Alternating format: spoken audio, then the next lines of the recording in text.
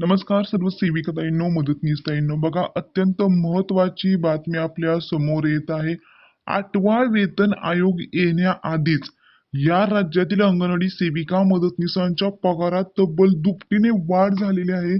ते राज्य कोणते, कशा पद्धतीने त्यांच्या मानधनामध्ये वाढ करण्यात आली? बघा ताईंनो, आपल्या एका जवळच्या राज्यातील अंगणवाडी सेविका मदतनीसांच्या मानधनामध्ये 8वा वेतन आयोग येण्याआधीच त्यांच्या पगारामध्ये दुप्पट वाढ ही करण्यात आलेली आहे. त्यामुळे हा व्हिडिओ आणि ही माहिती अत्यंत महत्त्वाची असणार आहे.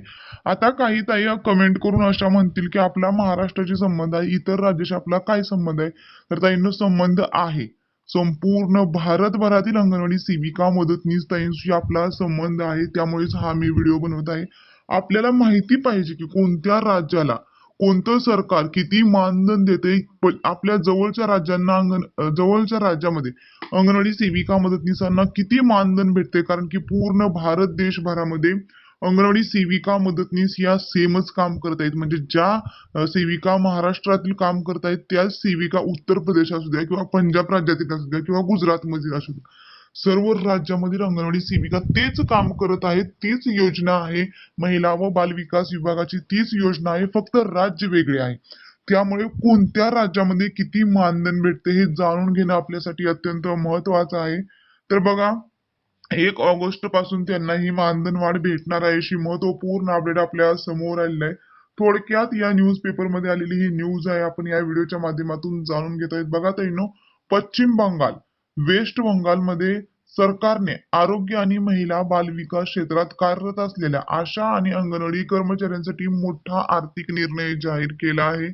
आशा सेविका, अंगणवाडी सेविका आणि मदतनीस यांच्या मासिक मानधनात भरीव वाढ करण्यात आली असून नवीन दर 1 ऑगस्ट 2026 पासून लागू होणार आहेत. या निर्णयामुळे राज्यातील लाखो कर्मचाऱ्यांना मोठा आर्थिक दिलासा मिळणार आहे.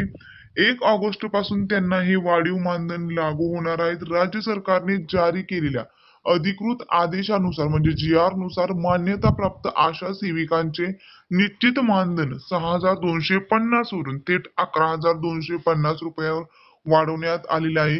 ही रक्कम त्यांच्या कामगिरीनुसार मिळणाऱ्या प्रोत्साहनपर मानधना व्यतिरिक्त असेल. त्यामुळे आशा सेविकेंच्या एकूण उत्पन्नात यापूर्वी मोठी वाढ होणार आहे.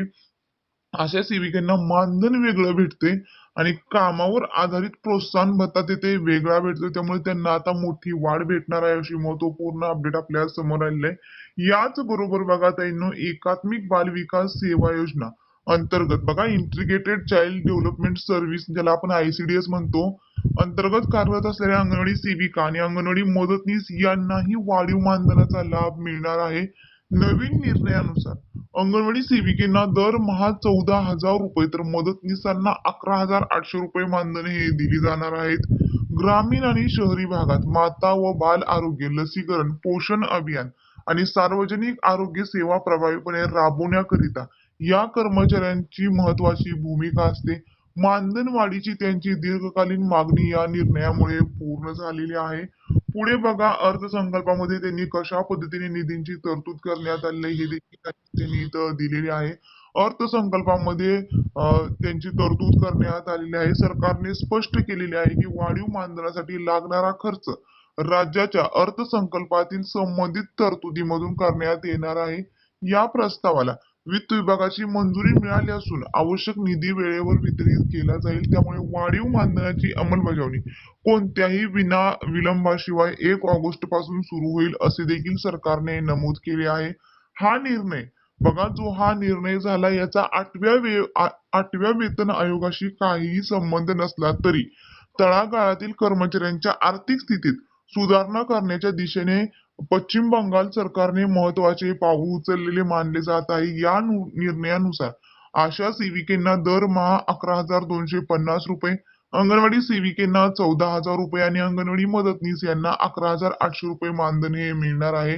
या वाढीमुळे त्यांच्या उत्पन्नात लक्षणीय वाढ होणार असून कामाचे मनोबलही उंचवण्यास मदत होणार आहे. बघा ताईंनो, अंगणवाडी सेविका मदतनीसांची ज्या 6 सेवा आपण महाराष्ट्रात देतो, त्याच 6 सेवा इतर राज्यामध्ये सुद्धा देण्यात येत आहे. तरी देखील मानधनाची किती तफावत इथं आपल्याला दिसून येत आहे. बघा ताईंनो, आपल्या इथं जर महाराष्ट्राचा जर विचार केला तर आपल्या अंगणवाडी सेविकांना 13,000 रुपये मानधन आणि 2,000 रुपये प्रोत्साहन भत्ता हा दिला जातोय.